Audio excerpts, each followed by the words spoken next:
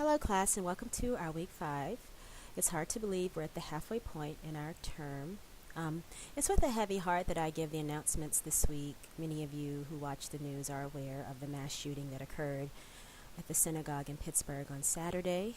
Not to mention, there was an attempt at an African American church in Kentucky whereby two people were killed in a parking lot and at a Kroger grocery store. And then there were pipe bombs mailed to people last week. And so it's been a tough week, I think. It's been a week filled with hate. And my heart gets so heavy because sometimes it just seems like the hate outweighs the good or the love or the light.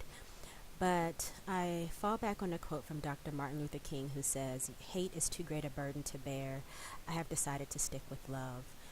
And one of the ways that I stick with love is through this profession. I always joke and tell people when we think about the future and what the world is going to look like in 20 or 30 years, we'll always need counseling. And part of the beauty of this class is that it helps us and teaches us how to hold space with individuals, how to have those courageous conversations, because we've confronted, the biases and prejudices that we all hold. And so just wanted to honor the lives of those who were lost this past weekend over senseless violence and encourage you all. You're going into a noble profession, a sacred profession.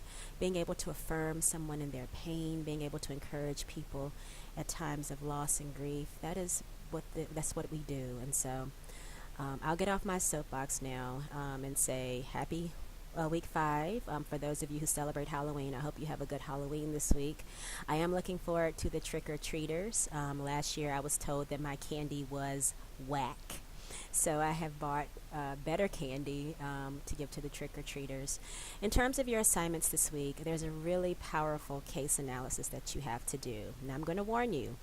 Some people have very strong reactions to this case analysis, but what I find about it that's very realistic is it gives you the dynamics that you could find in a counseling session. And so you're going to be looking at power and privilege, and you also have a small group discussion on power and privilege. Be sure to look over your resources and let me know if you have any questions this week with anything that is due. Thank you.